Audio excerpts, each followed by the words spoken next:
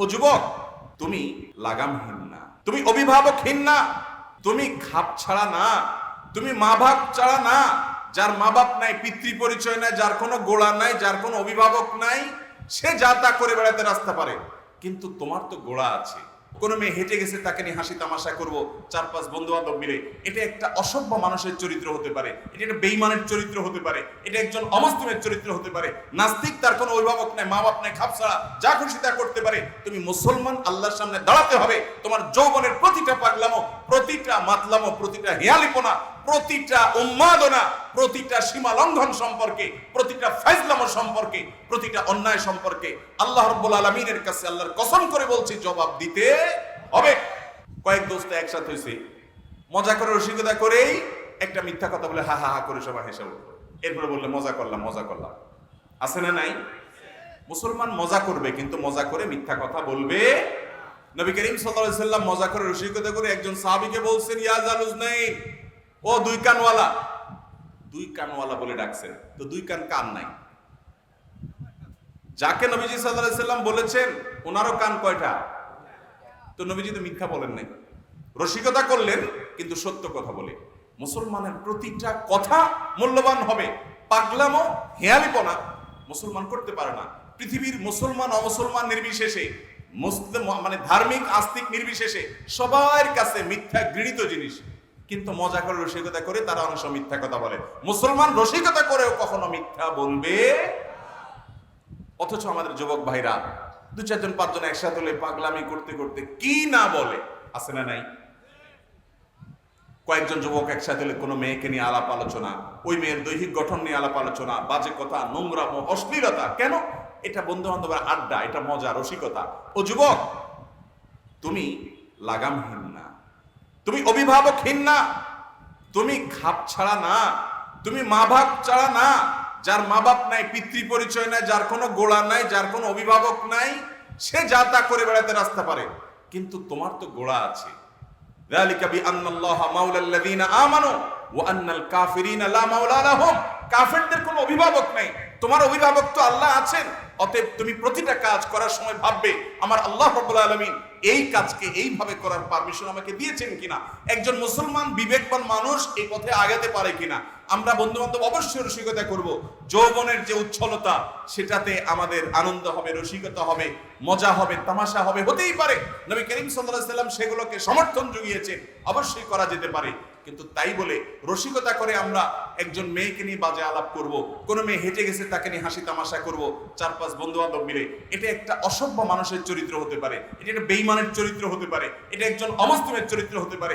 নাস্তিক, তার কোনো অভিভাবক নাই, মা বাপ নাই, খাপ ছাড়া যা খুশি তা করতে পারে। তুমি মুসলমান, আল্লাহর সামনে দাঁড়াতে হবে। তোমার যৌবনের প্রতিটা পাগলামো, প্রতিটা মাতলামো, প্রতিটা হেয়ালিপনা, প্রতিটা উন্মাদনা, প্রতিটা সীমা লঙ্ঘন সম্পর্কে, প্রতিটা ফাইজলামো সম্পর্কে, প্রতিটা অন্যায় সম্পর্কে আল্লাহ রাব্বুল আলামিনের কাছে আল্লাহর কসম করে বলছি, জবাব দিতে হবে।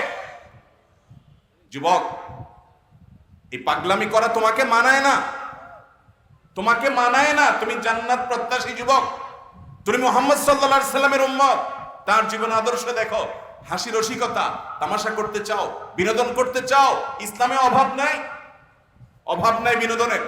নবী করিম সাল্লাল্লাহু আলাইহি সাল্লাম সেই সকল খেলাধুলার প্রতি উৎসাহ দিয়েছেন যেগুলোতে শারীরিক কসরত হবে, যেগুলোতে শারীরিক ব্যায়াম হবে, মানসিক রিফ্রেশমেন্ট হবে। তুমি নিজে সেগুলো খেলো। তোমার খেলার মাধ্যমে তোমার শারীরিক কসরত হবে, মানসিক রিফ্রেশমেন্ট হবে, তুমি আল্লাহর রাহে জিহাদের জন্য প্রস্তুত হতে পারবে। সে সব কিছু বাদ দিয়ে কোথাকার কোন দেশের কে খেলতেছে, সে গোল দিছে আর তুমি লাভ দিয়ে উঠতেছ, সে গোল দিতে পারে না, তুমি কেঁদে কেটে সব ভাষায় ফেলতেছ। তোমার মতো নির্বোধ, তোমার মতো বোকা, সে গোল দিলেও লাভ, সে গোল না দিতে পারলেও লাভ, সে না দিতে পারলেও টাকা পাবে, দিতে পারলেও টাকা পাবে। তুমি ছাগলের না খায়া নাচা পাবলিকের মতো এখানে লাফাইতেছ। তোমার বিবেককে একটাবার জিজ্ঞাসা করো। ইচ্ছে হাস্যকর কথা, রাত জেগে তুমি কোন দিন জীবনে ফজর নামাজের জন্য অপেক্ষা করেছো, তাহাজ্জুদের জন্য অপেক্ষা করেছো, পছন্দ করে খেলার জন্য গভীর রাত পর্যন্ত অপেক্ষা করছো, ঘড়ি ঘন্টা মিনিট অপেক্ষা দেখছো, ফেসবুকে তর্ক বিতর্ক করছো, টাকা পয়সা নষ্ট করছো। তোমার যে জার্সি কিনছো যার নামে, তুমি নিজে কোনোদিন তোমার মাকে একটা সোয়েটার কিনে দিয়েছো, তোমার বোনকে একটা কিছু কিনে দিয়েছো, তুমি নিজে কিছু কিনে খাও, গরিব দুঃখীকে কিছু কিনে দাও, সেখানে তোমার টাকা পয়সা নষ্ট করছো, মেধা নষ্ট করছো, শ্রম নষ্ট করছো, ব্রেন বুদ্ধি নষ্ট করছো। মুসলমান এত পাগল, মুসলমান এত উম্মাদ, মুসলমান এত উদ্ভট, মুসলমান এত হিয়ালিপনা কোন অবস্থাতে করতে পারে? আল্লাহ তাআলা আমাদেরকে বুঝার তৌফিক দান করুন, বিবেকগুলোকে আল্লাহ তাআলা খুলে দেখ, হেদায়েত আল্লাহ তাআলা আমাদেরকে অর্জন করার তৌফিক দান করুন। এদেশের যুবকদের, এদেশের কর্মজীবীদের, এদেশের বিভিন্ন বয়সের মানুষের, এদেশের মহিলাদের, পুরুষদের শত শত হাজার হাজার লক্ষ লক্ষ ঘন্টা নষ্ট করছে যে আয়োজন, এই আয়োজন থেকে আমার দেশের এক পয়সার কোনো স্বার্থ নাই। ধর্ম তো পরের কথা, দুনিয়াবি কোনো লাভ নাই, কোনো কিছু নেই, বরং ক্ষতি আছে। রাত জেগে আমাদের কর্মঘণ্টা নষ্ট করে এই পাগলামো, এই মাতলামো থেকে আল্লাহ তাআলা আমাদেরকে বের হয়ে আসার মতো বিবেকগুলোকে জাগ্রত করুন। ভাইরা আমার, তো যে বলছিলাম, নবী করিম সাল্লাল্লাহু আলাইহি ওয়াসাল্লাম দ্বিতীয় ব্যক্তি সম্পর্কে বলেছেন যে ওয়াবিবাইতিন ফি ওয়াসাতিল জান্নাতি লিমান তারাকাল কিযবা ওয়া ইন কানা মাযিহা। যদি কেউ রসিকতা করেও মিথ্যা বলে না, যে না মিথ্যা আমি বলতে পারি না, একটা রুচি সম্পন্ন মানুষ, ন্যূনতম যার রুচি বোধ আছে, সে মিথ্যা বলতে পারে না। আমি রসিকতা করবো, তাহলে রসিকতা করে মিথ্যা বলার দরকার নাই।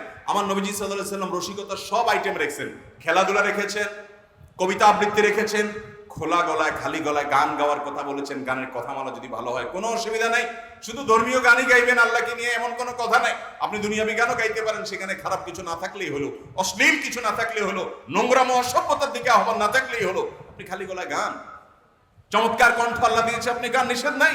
নবী করিম সাল্লাল্লাহু আলাইহি ওয়াসাল্লাম হাসান ইবনে সাবিত রাদিয়াল্লাহু তাআলাকে কবিতা আবৃত্তি করার, খালি গলায় গান গাওয়ার পারমিশন দিয়েছেন। তিনি নিজেও হুনায়নের যুদ্ধে, খন্দকের যুদ্ধে, মসজিদে নববী নির্মাণের সময় বিভিন্ন সময় গেয়ে উঠেছেন, আনান নাবিয়্যু লা কাযিব আনা ইবনে আব্দুল মুত্তালিব আল্লাহুম্মা লা আইশা ইল্লা আইশাল আখিরা ফাগফির লিল আনসারি ওয়াল মুহাজিরা। তিনি নিজেও গেয়েছেন, আপনি গান। শুটিং প্রতিযোগিতা হচ্ছে বাজারে, নবী সাল্লাল্লাহু আলাইহি ওয়াসাল্লাম উৎসাহ দিয়েছেন দলকে যে চালাও।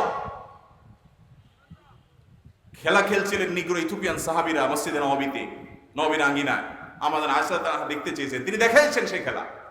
কিন্তু এই রাত জেগে অমুসলিমদের সাথে একজন মুসলমানের যে ঈমানী কারণে যে অপছন্দ থাকার কথা, সেটা তুলে দিয়ে রাতকে রাত, ঘন্টাকে ঘন্টা নিজের জীবন থেকে ধ্বংস করে নামাজ কালামের খবর নাই, এবং তার জন্য অর্থ কড়ি, জীবনের গুরুত্বপূর্ণ জিনিস সব ব্যয় করে আমরা যা করছি, সেটার পেছনে আমাদের নিজেদের কোনো স্বার্থ বা লাভ তো অর্জন হয় না, বরং সেটা করতে গিয়ে শত সহস্রবার চোখের জেনা আরো নানাবিধ অপরাধ করতে আমরা বাধ্য হচ্ছি, গুনাহে লিপ্ত হচ্ছি। এবং সারা বছর জুড়ে চোখের জেনা ততবার হয় না ওই 1 ঘন্টা খেলা দেখতে যতবার গুনাহ হয়। ঠিক না বেঠিক? আল্লাহ তাআলা আমাদেরকে বুঝার তৌফিক দান করুন। তো এই জন্য যুবক, রসিকতা করতে গিয়ে মিথ্যা, হেয়ালিপনা, ভুল ভাল কিছু বলবে না। যারা এটা পরিহার করবে, নবী সাল্লাল্লাহু আলাইহি ওয়াসাল্লাম তার জন্য জান্নাতুল ফেরদাউসের সেন্টার পয়েন্টে মধ্যখানে একটা প্রাসাদের জিম্মাদারি নিয়েছেন। আর তৃতীয় হলেন ওয়াবিবাইতিন ফি আ'লাল জান্নাতি লিমান হাসানা খুলুকাহ। যে ব্যক্তি তার আখলাককে, তার চরিত্রকে, তার আচরণটাকে সুন্দর করবে, ওই ব্যক্তির জন্য নবী সাল্লাল্লাহু আলাইহি ওয়াসাল্লাম বলেছেন জান্নাতের সর্বোচ্চ পর্যায়ে, সর্বোচ্চ শিখরে তার জন্য একটি প্রাসাদ আল্লাহর পক্ষ থেকে পাইয়ে দেওয়ার দায়িত্ব নিয়েছেন। ভাইরা আমার, তাহলে আমরা নিজেদের আখলাকটাকে, নিজেদের চরিত্রটাকে সুন্দর করার চেষ্টা করব তো ইনশাআল্লাহ। আবু উমামা রাদিয়াল্লাহু তাআলা আনহু বর্ণিত আরেক হাদিসে নবী সাল্লাল্লাহু আলাইহি ওয়াসাল্লাম বলেছেন যে মাদাল্লা কওমুন বাদি হুদান কানু আলাইহি ইল্লা উতুল জাদাল। তিরমিজিতে হাদিসটি বর্ণিত হয়েছে, অর্থাৎ কোন জাতি হেদায়েত পাওয়ার পর হেদায়েত থেকে বিচলিত হয় না, তাদের মধ্যে অহেতুক বিতর্ক, বর্ষা, ঝগড়া, জাতি এগুলো ঢুকা রাখ পর্যন্ত। তার মানে এগুলো যদি ঢুকে যায়, মানুষ হেদায়েত থেকে বিচলিত হয়ে যায়, বিচ্যুত হয়ে যায়, সরে যায়, গোমরার দিকে চলে যায়। অতএব আমরা নিজেদেরকে নিয়ন্ত্রণ করবো তো ইনশাআল্লাহ। বেহুদা তর্ক, বর্ষা, বিতর্ক, এগুলো হাসি মুখ আমরা এড়ায় যাব। এই সমস্ত বর্ষা বিতর্ক করতে যাব। আল্লাহ তাআলা আমাদের সবার চরিত্রকে সুন্দর করার তৌফিক দান করুন, ভালো মানুষ হওয়ার তৌফিক দান করুন। ঝগড়াটে স্বভাবের এবং তর্কবাগী স্বভাবের, এই টাইপের স্বভাব থেকে আল্লাহ তাআলা আমাদেরকে হেফাজতে থাকার তৌফিক দান করুন। জাযাকুমুল্লাহু খায়রা ওয়া আখিরু দাওয়ানা আলহামদুলিল্লাহি রাব্বিল আলামিন।